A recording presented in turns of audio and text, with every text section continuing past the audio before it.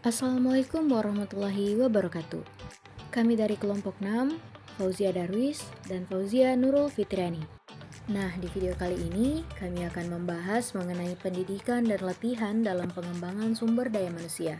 Langsung saja mari kita masuk ke pembahasan pertama mengenai konsep pendidikan dan pelatihan.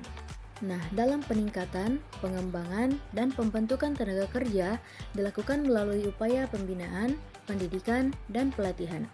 Program pendidikan dan pelatihan dirancang untuk mendapatkan kualitas sumber daya manusia yang baik dan siap untuk berkompetisi di pasar tenaga kerja. Lalu, apa tujuan pendidikan dan pelatihan itu sendiri? Nah, tujuan dari pendidikan dan pelatihan berkaitan erat dengan jenis organisasi, perusahaan, lembaga, dan instansi. Seperti pekerjaan yang diharapkan dapat diselesaikan dengan lebih cepat dan lebih baik, lebih besarnya tanggung jawab, berkurangnya kekeliruan dalam pekerjaan, dan kelangsungan perusahaan diharapkan lebih terjamin.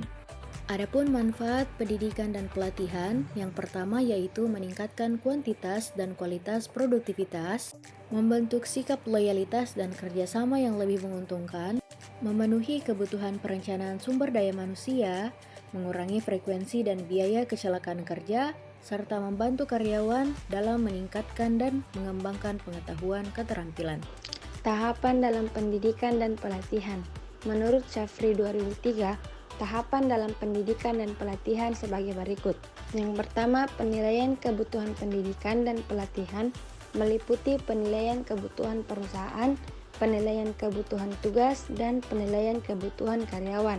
Selanjutnya, perumusan tujuan pendidikan dan pelatihan, sehingga harus ada keterkaitan antara input, output, outcome, dan impact serta pendidikan dan pelatihan itu sendiri. Yang ketiga, prinsip-prinsip pendidikan dan pelatihan harus memuat partisipasi, pendalaman, relevansi, pengalihan, umpan balik, suasana nyaman, dan memiliki kriteria. Selanjutnya, merancang dan menyeleksi prosedur pendidikan dan pelatihan harus memuat materi dan metode program pembelajaran serta pengevaluasian. Selanjutnya, jenis-jenis pendidikan dan pelatihan. Jenis-jenis pelatihan yang dapat diselenggarakan, yang pertama, pelatihan keahlian. Pelatihan keahlian atau skills training merupakan pelatihan yang sering dijumpai dalam organisasi. Yang kedua, pelatihan ulang. Pelatihan ulang atau retraining adalah bagian dari pelatihan keahlian. Yang ketiga, pelatihan lintas fungsional. Pelatihan lintas fungsional atau cross-functional training melibatkan pelatihan karyawan untuk melakukan aktivitas kerja dalam bidang lain selain dan pekerjaan yang ditugaskan. Yang keempat, pelatihan tim. Pelatihan tim merupakan bekerja sama terdiri dari kelompok individu untuk menyelesaikan pekerjaan demi tujuan bersama dalam sebuah tim kerja. Yang kelima itu pelatihan kreativitas. Pelatihan kreativitas atau kreativitas training berlandaskan pada asumsi bahwa kreativitas dapat dipelajari. Metode pendidikan dan pelatihan menurut Hasibuan, metode-metode pendidikan dan pelatihan sebagai berikut. Yang pertama, one the job.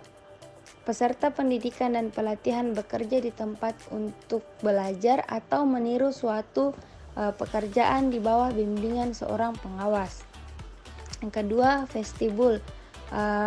Metode pendidikan dan pelatihan yang dilakukan dalam kelas atau bengkel suatu perusahaan industri untuk memperkenalkan suatu pekerjaan kepada karyawan baru dan melatih mereka mengerjakan pekerjaan tersebut melalui percobaan dengan membuat suatu duplikat dari bahan, alat-alat, dan kondisi yang akan mereka temui dalam situasi kerja yang sebenarnya. Selanjutnya, demonstration and example. Metode pendidikan dan pelatihan ini dilakukan dengan cara peragaan dan penjelasan cara mengerjakan suatu pekerjaan. Selanjutnya, simulation. Pekerjaan yang ditampilkan semirip mungkin dengan situasi yang sebenarnya, tetapi hanya merupakan tiruan saja. Selanjutnya, apprenticeship. Cara mengembangkan keahlian pertukaran sehingga para peserta yang bersangkutan dapat mempelajari segala aspek dari pekerjaan tersebut. Selanjutnya, classroom methods.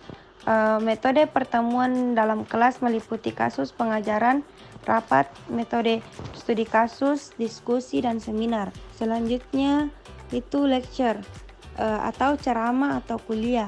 Metode ini diberikan kepada peserta dalam jumlah banyak di suatu kelas. Selanjutnya itu conference atau rapat. Dalam metode ini, pelatih harus memberikan suatu makalah tertentu dan peserta ikut serta berpartisipasi dalam memecahkan masalah tersebut. Yang terakhir itu program instruction. Bentuk pelatihan ini menuntut peserta agar dapat belajar sendiri karena langkah-langkah pengerjaan sudah diprogram, biasanya dengan komputer, buku, atau mesin pengajar. Kemudian efektivitas pendidikan dan pelatihan berhasil atau tidaknya.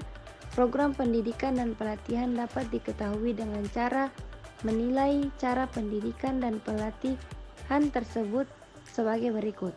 Yang pertama, reaction. Ukuran mengenai reaksi ini didesain untuk mengetahui opini dari para peserta mengenai program pendidikan dan pelatihan. Yang kedua, learning. Informasi yang ingin diperoleh melalui jenis evaluasi ini adalah mengetahui seberapa jauh para peserta menguasai konsep-konsep pengetahuan, keterampilan-keterampilan yang diberikan selama pelatihan. Yang ketiga, behavior. Perilaku dari para peserta sebelum dan sesudah pelatihan dapat dibandingkan guna mengetahui tingkat pengaruh pelatihan terhadap perubahan performasi mereka. Selanjutnya, organizational result. Tujuan dari pengumpulan informasi pada level ini adalah menguji dampak pelatihan terhadap kelompok kerja atau organisasi secara keseluruhan. Yang terakhir itu cost effectivity. Dimaksudkan untuk mengetahui besarnya biaya yang dihabiskan bagi program pelatihan dan apakah besarnya biaya untuk pelatihan tersebut terhitung kecil atau besar dibandingkan biaya yang timbul dari permasalahan yang dialami oleh organisasi. Baik, itulah tadi penjelasan dari kelompok kami. Kurang lebihnya mohon dimaafkan. Assalamualaikum warahmatullahi wabarakatuh.